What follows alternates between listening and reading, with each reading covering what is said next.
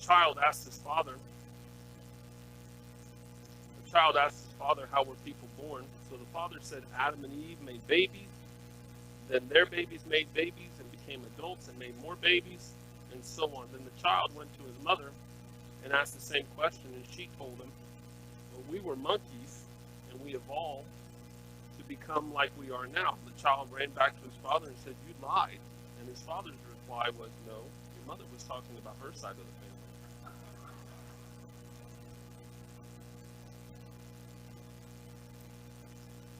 That's a good one.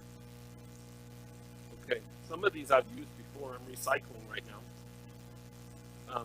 So I have this friend that thinks that he's very smart. And he told me that an onion is the only food that can make you cry. So I threw a coconut at his face.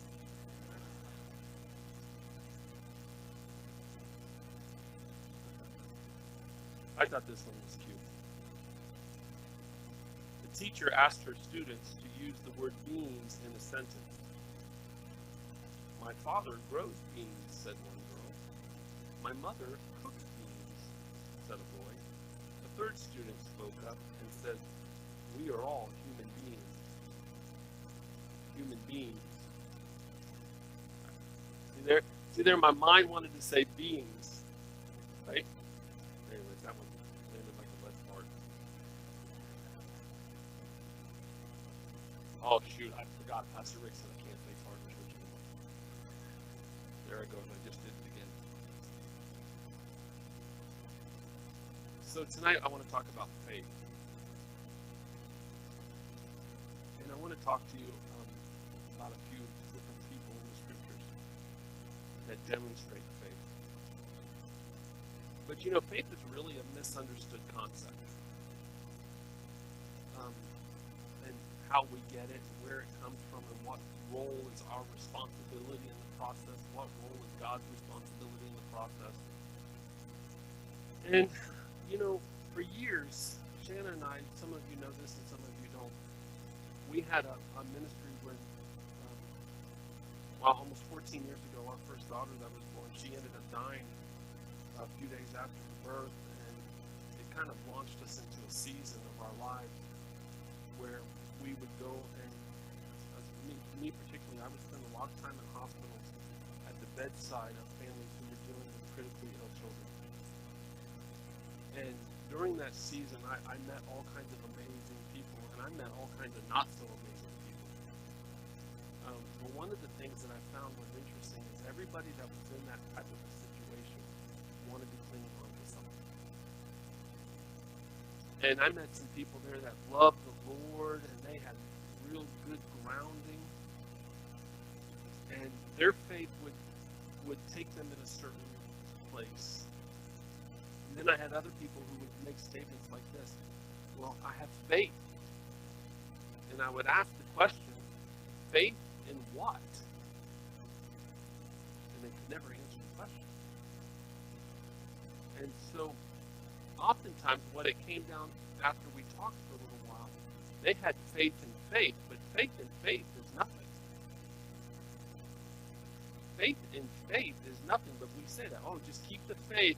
You know, what does that even mean? Where does it even come from? What is it even for? Because see, faith is this idea where it takes what we do. It takes what we do, or what we think. Let me rephrase it. It takes what we think into a place where we do.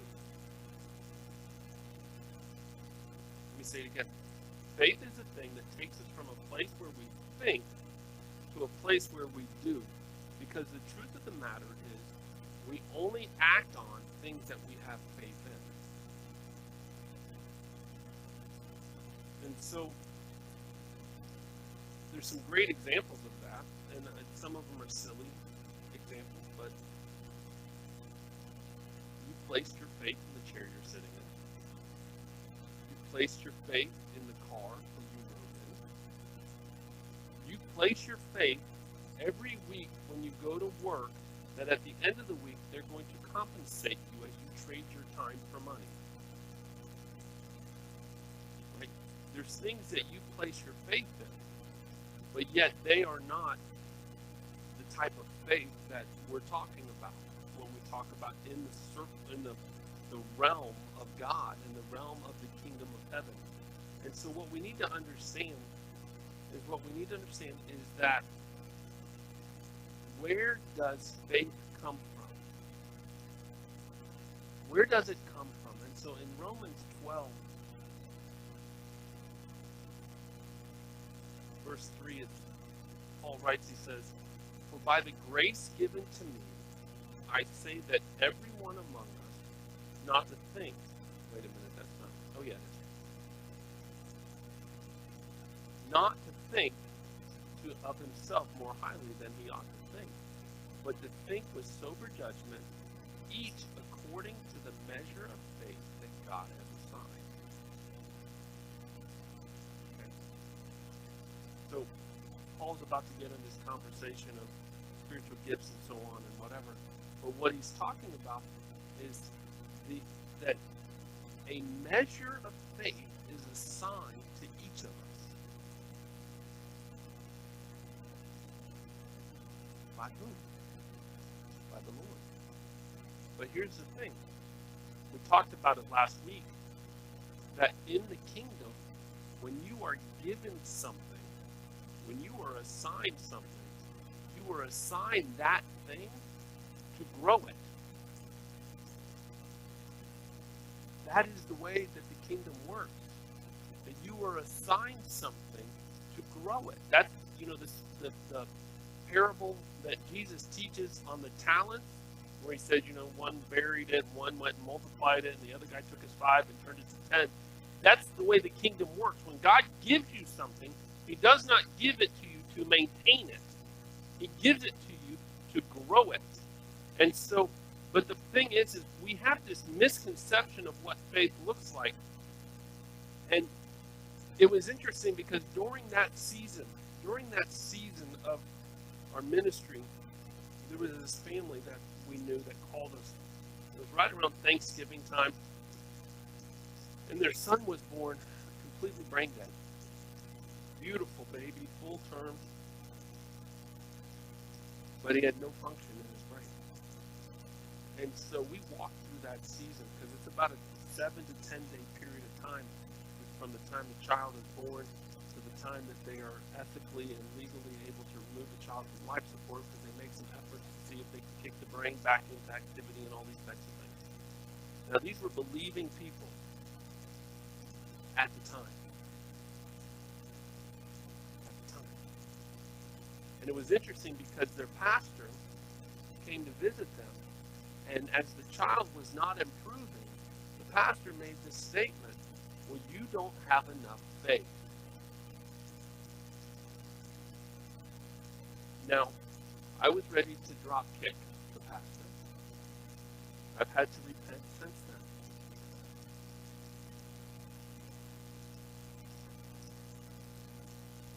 But wouldn't you find it interesting that 18 months later, I'm sitting in another hospital with that pastor and his wife because their grandbaby was just born brain dead. And obviously, I was not going to have that conversation with them. I do have a filter, and I have chosen to use it on a few occasions.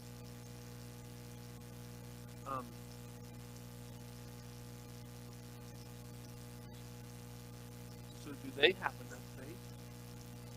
Is the response of that child dying or living based on the degree of faith that they've been able to live? Well, I think that some of us believe like us.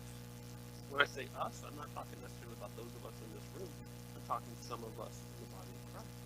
So now, how do you reconcile that? How do you reconcile that? Because all of a sudden, we go from this place where we're faith-filled, God is going to move, and it doesn't happen.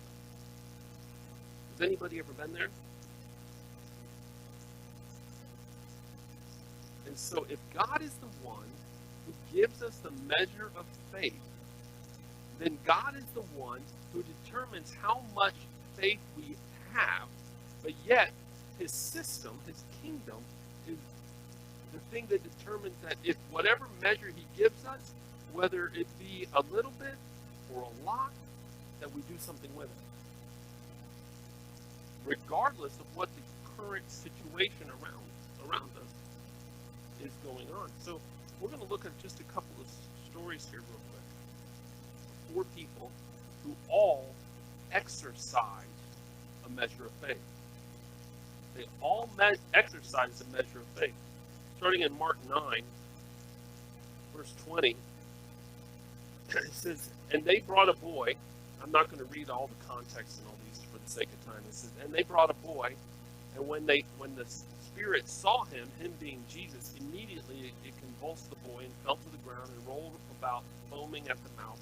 And Jesus asked his father, how long has this been happening to him? And he said, from childhood. And it has often cast him into water and fire to destroy him. But if you can do anything, have compassion on us and help us. So the measure of faith that this man has takes him to a place where he asks Jesus, if you can. If you can. But he still brought the boy. He still brought him. And he did not know who he was talking to, obviously. And his question was, if you can. See, have we ever been in that position to where we're faced with some circumstances, we're faced with something that we're looking at, and we're like, what is going to happen here? If you can do this, God, do it, please. Well, guess what that is? That's a faith-growing exercise. That's what that is. Because you are faced with a place that you are faced with a choice, and your choice is to say, God, if you can do this, please do this, or do nothing at all. The first will grow your measure. The first will grow your measure. And I love Jesus' response here. And Jesus said to him in verse 23, if you can,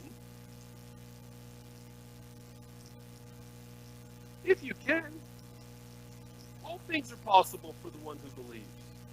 And this is the great thing, because you've heard this story, right? Because the father's response, immediately the father of the child cried out and said, I believe. Help me with my unbelief. If you can. I don't believe, but I believe. I believe, but I don't believe. Help me if you can. Help my son. But see, the thing is, and then we go on, and Jesus went and rebuked the spirit, and da-da-da-da-da-da-da, and Jesus took him by the hand, and he got up. You know the story. But the idea here is, even though it seems as though this man is faithless, he is exercising the measure of faith he's been given.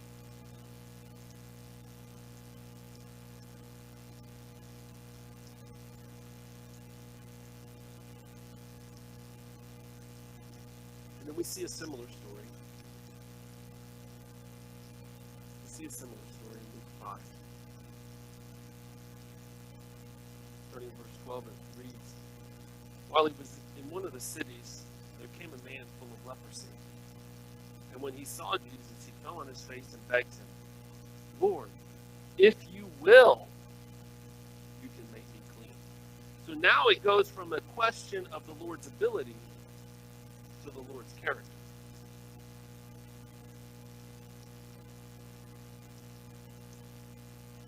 That's what was happening here. The first person, the first father, his question was about the Lord's ability. It was about Jesus' ability. If you can. Jesus says, of course I can.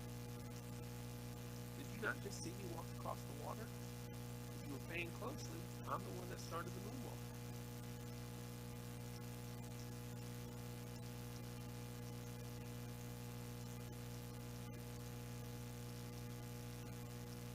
That's about Jesus' ability.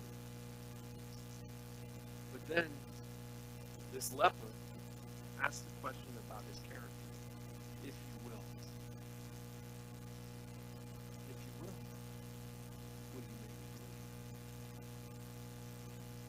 Jesus' response is so Jesus. He stretched out his hand and he touched him. This is a man that couldn't be touched. This is a man that had to stay away from the rest of humanity because they were afraid of his leprosy being passed from one to another. And the creator of the universe, think about this, the creator of the universe. Now, what do you mean he's the creator of the universe? How do I come to that conclusion? Read John 1:1. In the beginning was the Word, and the Word was God, and the Word was with God, and all that was created by him and through him. So the Word in that case is Jesus. The creator of the universe stopped. And when he's asked a question about his will for this man's life, and he puts his hand on it, and he says, "I will." See, what we have to understand, this is not even part of my message, but it's very important for us to understand. God is not moved by our desperation. It does not matter how big of a bill that you have and you need to pay, and you are extraordinarily desperate to have it paid. Your desperation is not going to help. It does not matter how fit you may be. Your desperation for that healing is not the thing that moves God to do. It is the unfailing depth of compassion. God is moved by compassion, not by your desperation. So the thing is each one of these two characters in the story, these two people, what we see is we see them tap into the very compassionate. And that's what it is. Because they've given them a measure of faith. God has given them, assigned them a measure of faith that says, if you can, this compassion falls in the situation. If you will. And what does he do? He doesn't just say, I will, you stay over there. He gets right in there with him. And he touches him. And what happens is his healing grace through his compassion is released into that man's life. Immediately the man was made clean. See, I remember Shannon and I years ago, this is right when cell phones started to be small enough that you didn't have to have a bag to carry them around. You guys remember those bag phones? My friend Chad, he had a bag phone, and tinted windows in his car and recalling after 9 o'clock.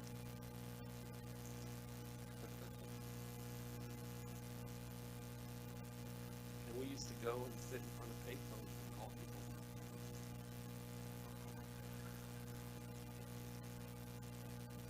So right in front of the movie theater, they didn't have any clue that we were watching them.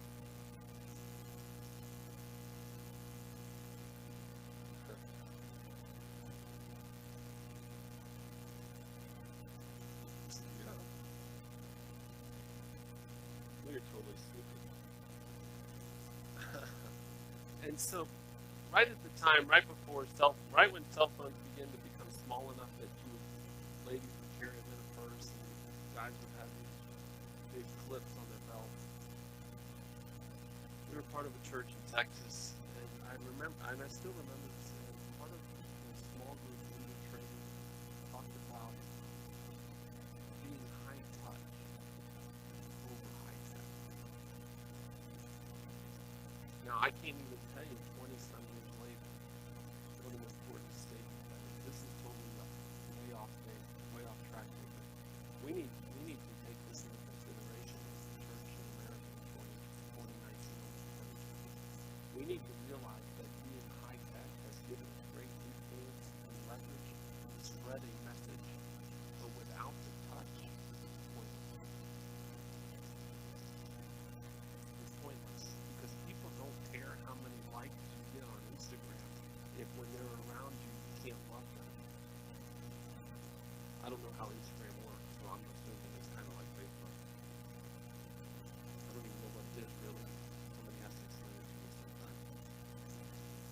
And they don't really care how many characters you use when you twit.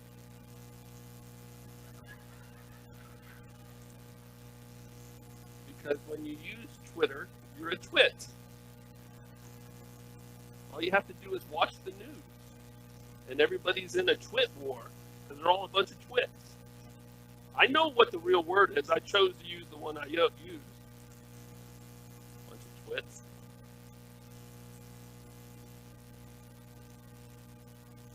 But I'm serious. Because this right here is totally off what I was talking about. But Jesus, by touching that man, showed the compassionate heart of God. And what it did is it tapped into that measure of faith that God had given him. Because what if he would have said, don't touch me? You don't want what I have, don't touch me. So what we have to understand is one measure of faith says, if you can. Another measure of faith says, if you will. And the third measure of faith has kind of this idea, if I can. If I can. And in Matthew 9, we see the story. It's one of my favorite stories in all of the scriptures. It says that, behold, a woman who had suffered from a discharge of blood for 12 years came up behind him and touched the fringe of his garment. For she said to herself, if I only touch his garment, I will be made well. So that measure of faith took her mindset into the place where she had to put herself in a position to be in his presence. See, we want God to work. This lady has had an issue with a discharge of blood for 12 years, and if you read other accounts in the Gospels, it says that she spent everything that she had on doctors, and she came to this realization that if she got into his presence, touched the hem of his garment, she would be healed. Now, how did she know that? How did she come to that conclusion? See, prior to that, Jesus was on the other side of the lake. Now, we're going to draw some conclusions here with what I'm about to tell you, okay? But I think they're pretty safe conclusions to draw. Jesus was on the other side of the lake, and the biblical account says that people were being healed by touching his garment. As he passed by, they were being healed as they touched his garment. So I assume, or we can presume together, that the message of what was happening on one side of the lake got across the lake before he did. Because the power of the testimony entered into this lady's life, and what it did was it built her faith to believe that if she touched his garment just like those other people did, she would experience healing just like they did. And see, that's what that other kind of faith that says, if I can. That's why it's important when you experience the Lord working in your life, when you have testimony of the grace of God, the power of God working in your life, that you tell everybody. Because you don't know how the story moves, and somebody else will be looking for the presence of God.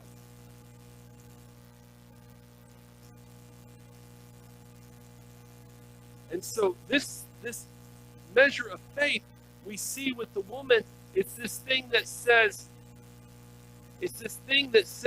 if I can get into his presence, something will shift. Now, as you see, each one of these measures of faith is increasing because they're all intended to grow. Now, in this case, you actually see, if we conclude that she probably heard about the healings on the other side of the lake, that her faith grew because of it. But she also had to exercise. And then finally, the last one here, Matthew 8. It says, and when he entered into Capernaum, a centurion came forward to him, appealing to him, Lord, my servant is lying paralyzed at home, suffering terribly. And he said to him, I will come and heal him. But the centurion replied, Lord, I'm not worthy to have you come under my roof, but only say the word, and my servant will be healed. This man, a Roman centurion, understood authority. He understood authority because he himself is a man of authority. And he understood the man that he was talking to carried authority. And he did not require his presence for his healing. He required his word. And so here is the fourth measure of faith that we need to look at. And it's a measure of faith that says, say the word. And in my opinion, this is the one that where we take the Lord for who he is and what he says, and we enter into a place of just being matter of fact. We just have to become matter of fact. The word says that if we trust God with our full tithe, that we will have all of our needs met, and we won't have room enough to store the blessings. Matter of fact. Trust him. He says, lay hands on the sick, and they will be healed. Matter of fact. Trust him. All he has to do is say it. And so we have to now understand that if the measure of faith that we have is one like the centurion, we have to start believing God, not just believing in him.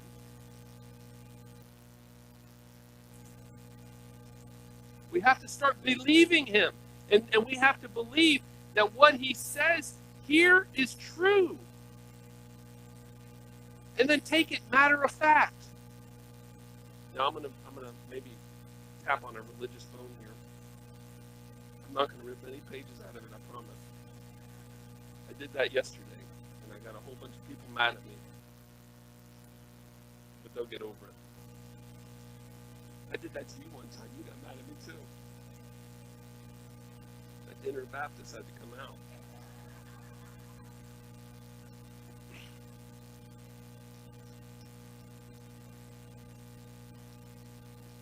So you ready? You ready for this? This is not the truth. This is not the truth. This is true. But Jesus said in John 14 that he was the way, the truth, and the life. Because this is the thing that reveals the truth about the truth. These are ink on paper, and if I don't believe this, as matter of factly as the centurion believes it, I don't believe it at all. Until I take a step and exercise whatever measure of faith I've been given. So if I've been given a measure of faith that says, Lord, if you can, guess what? He's going to grow my faith into a place where I say, Lord, if you will. And then as I do that, and I experience his faithfulness in all those things, and then I'm able to step into this thing that says, I just need to be in his presence because I know in his presence there is healing. I know in his presence there is deliverance. I know in his presence there is provision. I know in his presence, if I take this matter of factly, what will happen is I'm going to start entering into this place where I can trust him by saying, say the word. Say the word, and it'll happen. Because what happens is, in verse 9 here, it says, for I too am a man under authority, whose soldiers under me, and I say to one, go, and he goes. And to another, come, and he comes. And to my servant, do this, and he does it. So when Jesus heard this, he marveled, and he said to those who followed him, he said, truly, I tell you, no one in Israel have I found so much faith. This is a Roman, not a Jew. This is a Roman, not a Jew. And so Jesus is saying that this Roman soldier understands the kingdom of heaven better than all you Jews. Because he understands my authority. And what did Jesus say? That God had given him all the authority. The Father gave him all the authority under heaven and earth. And that authority's been passed on to us. So therefore, we have the same authority. And he says, I tell you, many will come from east and west and recline at the table with Abraham, Isaac, and Jacob in the kingdom of heaven, while the sons of the kingdom will be thrown into outer darkness. In that place they will be weeping and gnashing of teeth. And to the centurion Jesus said, Go, let it be done for you as you have believed. And the servant was healed at that very moment.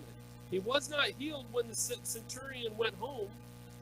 He was healed the moment the one with the authority to heal him said the word. And so the thing is that the Lord has given, if you're in Christ, you have been given a measure of faith. You, me, we, us have a measure of faith. And the reason it may not be where you want it to be is because you haven't exercised it. You haven't grown it. You know, I'm one of those weird guys that flow in prophetic stuff and words of knowledge. And I would hear things from the Lord. And he would reveal things to me. And I would do nothing with them for a long time. And there would be situations where I would be doing things with Pastor Rick and Dr. where we were in meetings with different things. I remember we had a new pastor in another church. And after the meeting was done, I said to all of us, this is what he's going to do. He's going to do this in 1 month, he's going to do this in 3 months, and in 6 months he's going to do this. And sure enough, did he not? Right down to the wire. And so, and I didn't even know I was being pathetic at that point. I just thought I was weird. But as I realized what was happening, I've been practicing it more. And I experience it more. In words of knowledge, for healing and things. I started swinging and missed. But the more I swung, the more I hit. I've been going for healing in people's lives. Over the last 3 years, when I started going for healing, particularly in deaf ears, that's something that I really feel that I have a grace for. I've prayed for and seen over 50 ears open in the last few years. I'm not saying this because it's me, but what I'm telling you, I'm giving you a little insight into my own faith growing journey. That the Lord has given me a measure. I'm practicing it. And it's growing. And to where I am taking this much more matter of fact. I'm taking what the Lord says much more matter of fact. Because I want my heart to be like the centurion when Jesus says, in all of Israel, I've seen no one with faith such as this. But see, what we have to understand is this faith is imparted by God. It's a gift. If you look in 1 Corinthians chapter 12, as a spiritual gift, faith is listed as a spiritual gift. So people will say to me, well, I don't know what my spiritual gifts are. That's the wrong way to look at it. Because your spiritual gifts are not things that you just are naturally talented with and you want to put the God stamp on them. Spiritual gifts are the things that the Lord empowers you with right now, right here, in order to do what He's called you to do. And guess what? Romans 12:3 tells us we've all been given a measure of faith. We've all received the gift of faith. What do we do? Do we grow it? Do we practice it? Do we sometimes mess up with it? If you don't mess up with it, it'll never grow. If you don't take steps to be challenged, it'll never grow. And so what I have to say tonight is this. Are you willing to use the measure of faith that you've been given? Are we willing to be given or to use the measure of faith we've been given? Will I go from an if you can to if you will? And then when he shows me that he will, then it's all I need to do is this. Because now what we're starting to see is at that point that faith becomes a division of labor. The woman with the issue of blood joined. She found it perfect. And so then we go to this place where we begin, as we experience this healing, don't you think that woman with the issue of blood had faith that God would move in nearly every other circumstance of her life, considering that for 12 years she was jammed up?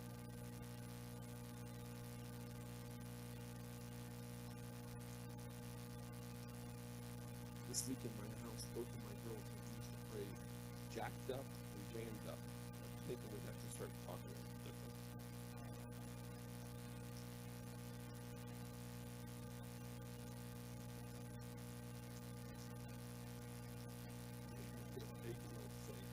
That's jacked up.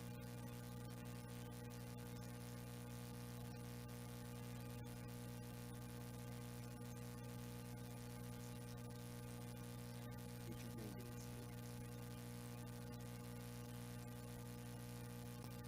But here's the deal. We need to be knowing. See, the church for too long, especially in America, has been known as a group of people, a club of people, who have gotten together, pooled their money, and done good things. Well, the elk can do that. The lions, they can do that. Okay. And I'm not saying we shouldn't do that. But what I'm saying is this, is faith takes us to a place where money and true never go. If you put enough people together with enough money, you can have almost anything. Especially if they have the same attitude and speak in the same language. The power of battle becomes example. So my thought is this: what would happen if we started to speak with the language of faith? One going for risk individually, privately. You know, you can't expect to be killing Goliath if you haven't slain a bear or a lion in private. That's an unrealistic expectation. I would think he killed Goliath, but that was because he was taking care of his daddy's sheep and he killed a bear and lion, and nobody was watching. And so, what would happen? What would happen if we as a people would begin to live this life of faith in every area of our life? In every relationship that we had, we saw it as a place to exercise faith. Every circumstance that we had, we saw it as a place to grow the measure of faith we've been given. Every time we're in a situation, and you know, we have a discipleship school here where we've been focusing on supernatural ministry, physical healing and inner healing and deliverance and prophecy, where if these people that are in this group are in public, you better watch out. They're going to hunt you down, especially if you're walking with a limp or a cane or a cast or a wheelchair. I mean, we've seen so many amazing healings and miracles and all kinds of things happen. But what would happen if the church started operating? Not just a few people from a church, but the church at large started operating. When we realized that the way we use our money is a tool of faith. The way we use our time is a tool of faith. The way we use the anointing that the Lord has put on us is a tool of faith. What would happen if we started to do that? I believe that the reason I'm sharing this tonight is because we're being called into that. We're being called into that. And what that looks like is that looks like going to places that you don't want to go, talking to people you don't want to talk to, being interrupted when you don't want to be interrupted.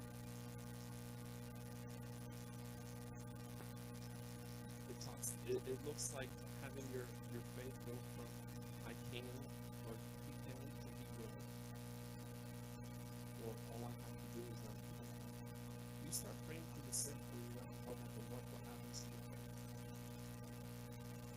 start prophesying to your waiters and waitresses. And I've seen some of the most amazing things where we begin to prophesy to people and totally changing them up in a good way.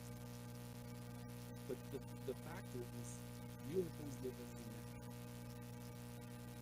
You've been given a measure. A measure of faith. Now here's the good news, you ready? And I'm going to end with this, I promise.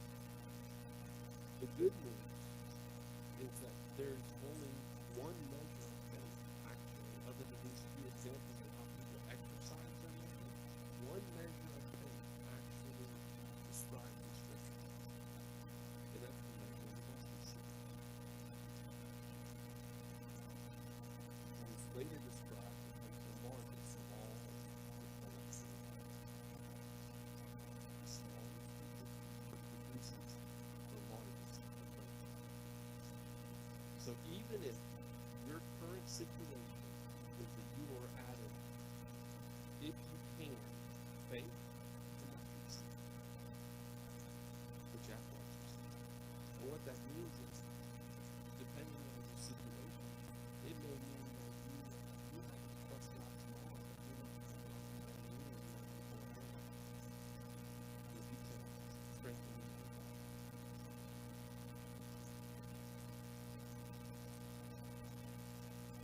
It's what it looks like.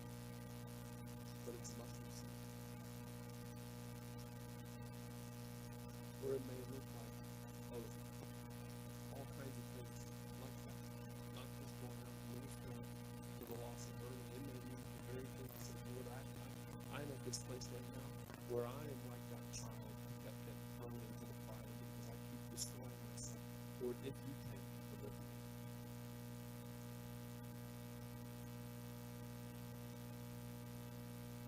Lord, I'm going to lose my house because I haven't made payments. If you can, work this out. That's the mustard seed. And so tonight, here's what we're going to do.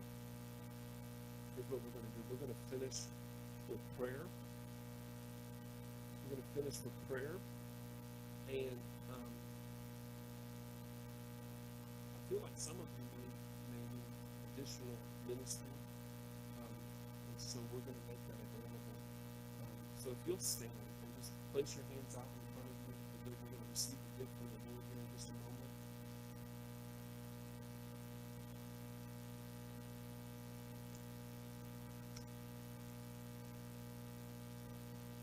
Close your eyes and just set your affection upon the Lord.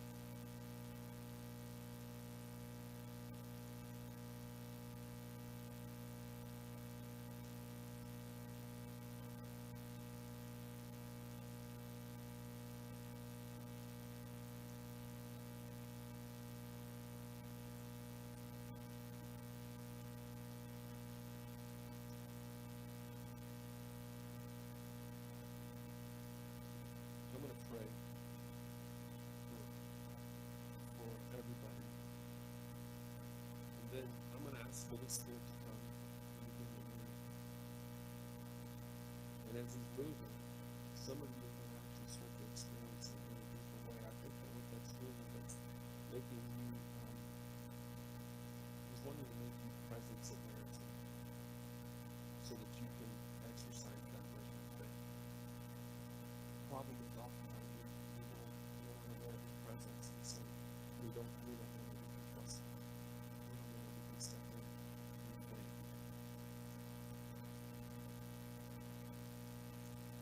And if you start to experience Him, you're going to minister to more after His own. So Lord, in Jesus' name, I pray, Father God, that you release the gift of faith. Lord, release a measure of faith.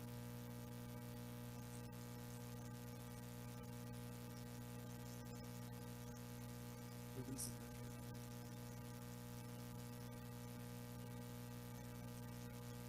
So that we can see you move in the Spirit. Holy Spirit.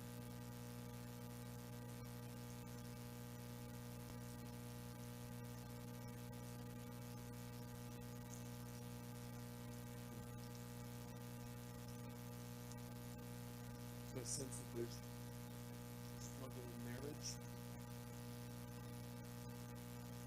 that you have lost faith. There's a struggle in a marriage, whether it's a faith or still life.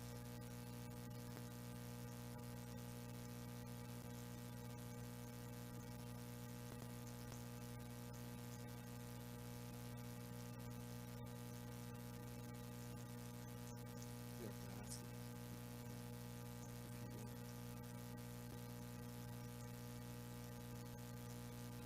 Lord, say to me, Lord,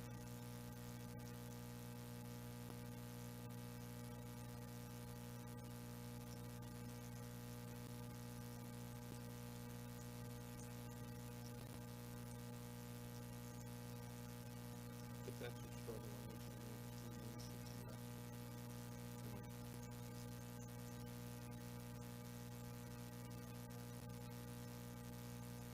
so Lord, Holy Spirit, come and release your presence. Release your fire. Release it. Lord, release your grace. Lord, thank you for your goodness. Increase our faith. Increase the measure that you give us. Increase it. Let us exercise it. Some of you are probably feeling some things going on, I sense. Particularly, there's a tingle, and possibly you're going to feel cold or hot in your hand. The Lord is moving on you. The Lord is doing a ministry in you. Particularly if the Lord is doing something in your life tonight, on a spirit level, deep spirit level.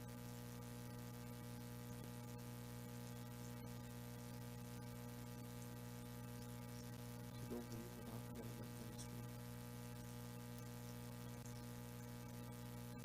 Lord, we receive your peace. We receive your peace.